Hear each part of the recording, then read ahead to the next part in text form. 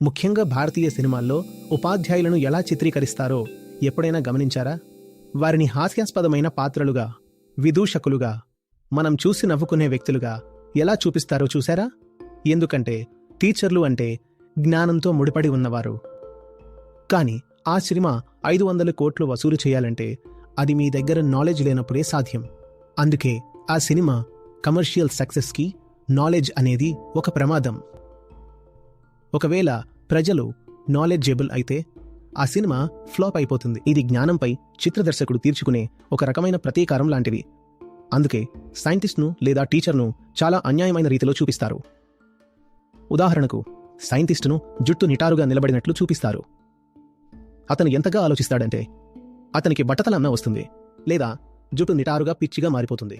ఇక టీచర్ ఎప్పుడూ వింతగా ప్రవర్తిస్తూ మతిమరుపుతో నిజానికి ఒక మూర్ఖుడిలా కనిపిస్తారు. కానీ విద్యార్థులు మాత్రం చాలా స్మార్ట్ స్టడ్స్లా ఉంటారు. ఎందుకంటే వారి దగ్గర నాలెడ్జ్ ఉండదు. మీకు నాలెడ్జ్ లేకపోతే మీరు ఒక స్టడ్, అదే మీకు నాలెడ్జ్ ఉంటే మీరు ఒక ఫూల్. అటువంటి చిత్రణకు, అటువంటి ప్రోపగాండాకు మీరు బాధితులుగా మారిపోయారు. వారు మన మనసుల్లో ఏమి నింపుతున్నారో చూడండి. ఇది గనక మన మనసుల్లో ఉండిపోతే విద్యాపరంగా, మేధోపరంగా, శాస్త్రీయంగా, కళాత్మకంగా మరియు ఆధ్యాత్మికంగా ఎదగడం చాలా కష్టమవుతుంది.